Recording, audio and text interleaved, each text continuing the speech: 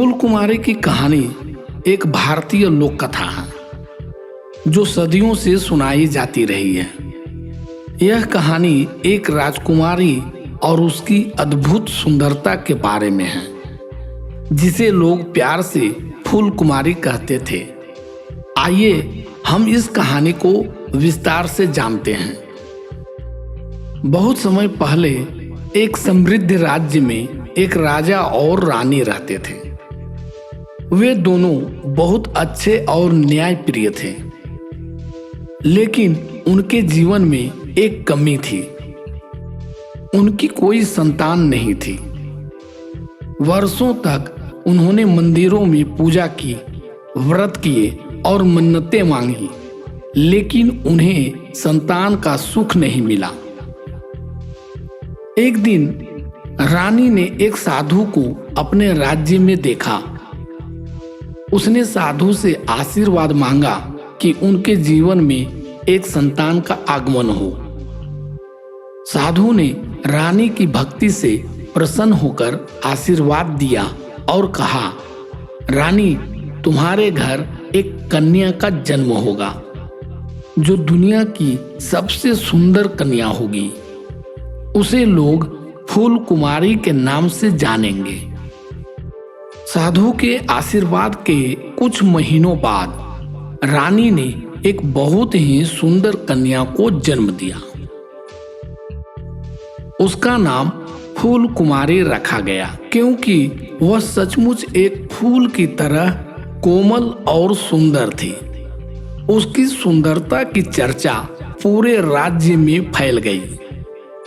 राजा और रानी अपनी बेटी से बहुत प्यार करते थे और उसे सभी प्रकार की सुख सुविधा प्रदान करते थे।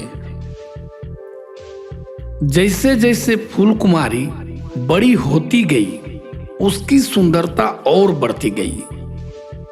उसकी सुंदरता की चर्चा अब पड़ोसी राज्यों में भी होने लगी थी।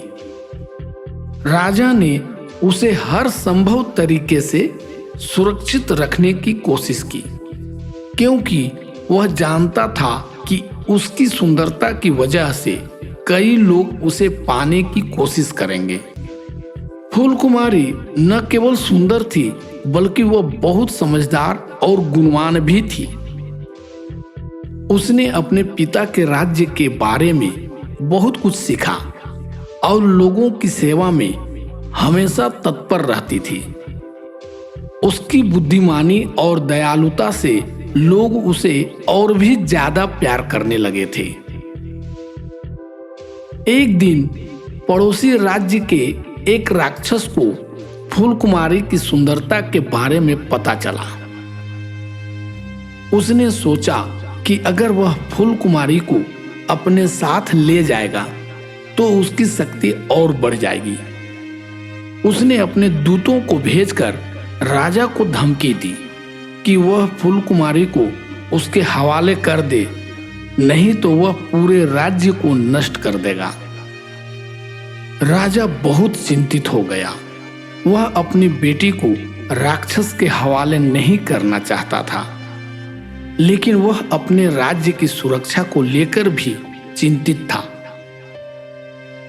फूल कुमारी ने अपने पिता की चिंता को देखा और उसने राक्षस से खुद निपटने का फैसला किया। उसने राजा से कहा, पिताजी, आप चिंता न करें, मैं उस राक्षस का सामना करूंगी। मैं एक योजना बनाती हूं जिससे हम इस समस्या का समाधान कर सकते हैं।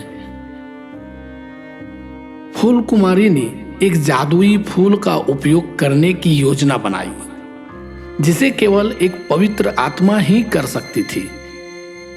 उसने अपने सेवकों को उस जादुई फूल की तलाश में भेजा। कुछ समय बाद वे उस फूल को ढूंढ कर ले आए। राजकुमारी ने उस जादुई फूल को अपने साथ लिया और राक्षस से मिलने के लिए रवाना हो गई। जब वह राक्षस के पास पहुंची तो उसने उस फूल को दिखाया और कहा, यह जादुई फूल है।